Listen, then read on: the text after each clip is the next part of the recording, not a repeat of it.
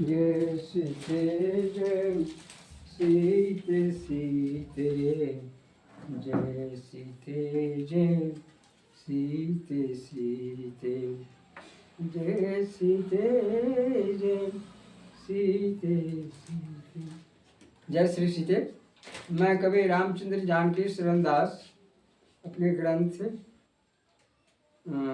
श्री सीतारामचरित दर्पण के हरण कांड से पृष्ठ संख्या 432 से पाठ सुना रहा हूँ। राम जी कहते हैं बंदर भाइयों के सामने, रात अभी देखा जो सपना उसके बारे में है कहना। आशुतोष श्री अवधर दानी आए गिरजा सती सुरानी। हम उनको जब शीश नवाए कहे साथ आशीष सुनाए। चिंता नहीं करो तुम मन में सीता जीवित हैं भुवन में। हनुमान सब काम बनाए अपनी अंगूठी उन्हें थमाए। देख सीता कर ले विश्वास ऐसे बात बनेगी खास। तब राघव निज हाथ बढ़ाकर दिए अंगूठी को समझाकर। हनुमान इसको ले जाकर देना सीता को समझाकर।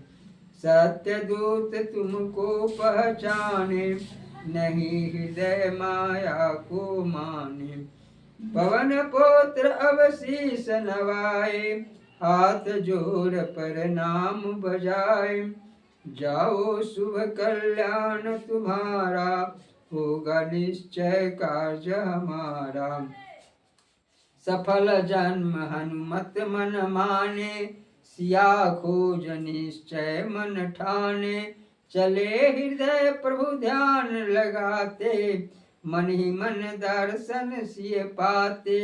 बनसर सरिता गिर पर जाकर राह चूट सुख दुख को पाकर। खोज रहे सब मन भय खाकर तन मन से मग सुधी भुला कर। जहाँ भेंट निश्चर हो जाता उसे मार जमपुरी पठाता। कहीं विपिन जब मुनिगण मिलते बन की हाल उन्हें सब कहते। बहु प्रकार सब खोजते व्याकुल छूटे आस। मास दिवस अब बीतते लगी सभी को प्यास। मन अनुमान सभी जन करते पानी पिए बिना हम मरते। घूम रहे सब घोर विपिन में आशा टूट रही अब मन में। तभी भयंकर मग में जाते देखे हंसों को इठलाते।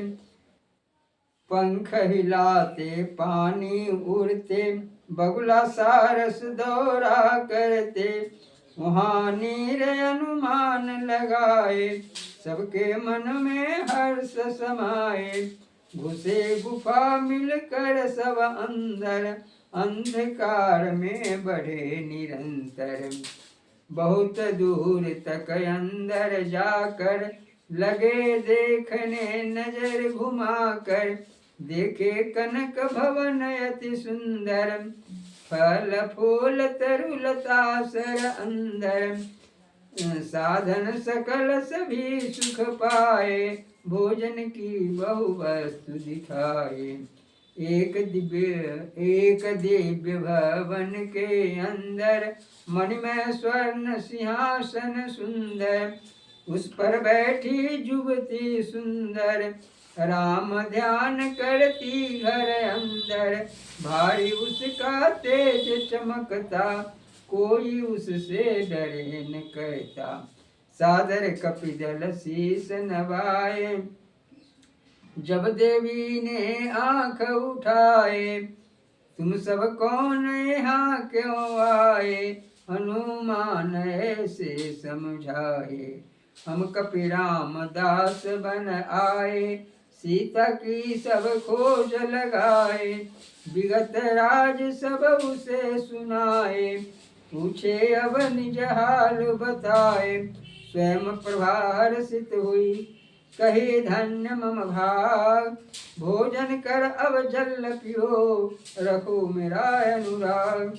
कपि सादर भोजन किए, पिए नीर भर पेट। जाकर बैठे सामने, फिर से चरणों लेट। जय श्री सीते। राम जी ने हनुमान जी को अपने निकट बुला करके कहे, रात में मैंने जब सोया तो एक स्वप्न दिखाई पड़ा। उस स्वप्न में मैंने देखा कि शंकर जी पार्वती जी के साथ आए, शंकर जी सती जी के साथ आए हुए हैं। तो हमने उनको प्रणाम किया, प्रणाम किया तो उन्होंने आशीर्वाद देते हुए हमसे कहा कि चिंता करने की कोई बात नहीं है। सीता जो है जीवित अवस्था में है और सीता तुमको मिल जाएगा। हनुमान इस काम को पूर्ण करेगा। तुम अपनी अंगूठी जो है हनुमान को दे दो और वह हनुमान सीता से जब मिलेगा तो वह अंगूठी उसको देगा। राघव अब अपने हाथ से अंगूठी को लेकर के हनुमान जी को बुला करके कहा, इस अंगूठी को तुम ले जा करके सीता को दे देना, जिससे तुमको मेरा सत्य दूत वह पहचान ले। उनके हृदय में माया का यह अंगूठी नहीं नजर आए। पवन पुत्र ने शीश नवाकर हाथ जोड़कर प्रणाम करते हुए वह मुद्रिका ले लिया और अपने जीवन को सफल माना, क्योंकि वहाँ तो और भी बहुत सारे बंदर भालू थे, तो उन सबों में केवल हनुमान को ही बुला करके राम जी ने अपने हाथ की अंगूठी दी। तो उस अंगूठी को लेकर के भगवान का ध्यान करते हुए वह चला, वन पर्वत सरिताओं को गिरी को पार करते हुए बहुत सीता जी का खोज करते हुए बहुत आगे, जहाँ निशाचर भेंट हो जाता था उन निशाचरों को मार भगा करके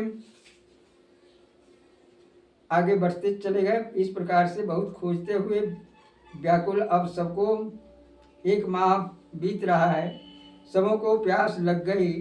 मन अनुमान हो रहा है कि अब पानी के बिना, जल के बिना हम लोगों का प्राण निकला जा रहा है। घूम रहे हैं सब घोर विपिन में, आशा टूट रही है। तभी भयंकर मग में हंसों को इठलाते हुए, पंख उड़ाते हुए पानी देखे बगुला सारस दौरा करते हैं। तो इन लोगों ने अनुमान लगाया कि जहाँ बगुला हंस रहते हैं वहाँ जल अवश्य रहता है, संभव है वहाँ जल मिलेगा। इसलिए मन में हर्ष आ गया और उस गुफा के तरफ बढ़े। अंधकार में बढ़ते रहे निरंतर। बहुत दूर जाने पर लगे नज़र घुमाकर देखे हैं तो देखते हैं कि इसे एक बहुत ही सुंदर भवन है और वहाँ फूल फल सभी लगे हुए हैं। भोजन की सारी सामग्री वहाँ मौजूद है।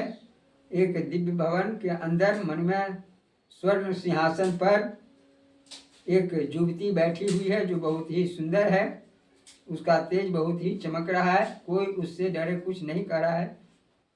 सादर कपियों ने उन्हें शीश नवाया तो वह स्वयं प्रभा बोली, तुम कौन हो? तब हनुमान ऐसे समझाए, हम सब राम जी के दास हैं और सीता जी के खोज करने के लिए यहाँ आए हैं। विगत राज सब उन्हें सुना है, पूछे। अब आप अपना हाल बतलाइए कि इसे यहाँ कैसे रहें। तब स्वयं प्रभा भी हर्षित हुई और अपने को धन्य मानी और कहा कि आप यहाँ पर भोजन और जल पीजिए। अब हम आपको भोजन देते हैं। सबों को भोजन दिए और जल पी करके सामने बैठने के लिए कहा। सबों ने सामने बैठ गए। जय श्री सीते। यह कथा प्रसंग आपको अच्छा लगे तो कृपया इसे बार बार देखने का प्रयास करेंगे। जय श्री सीते।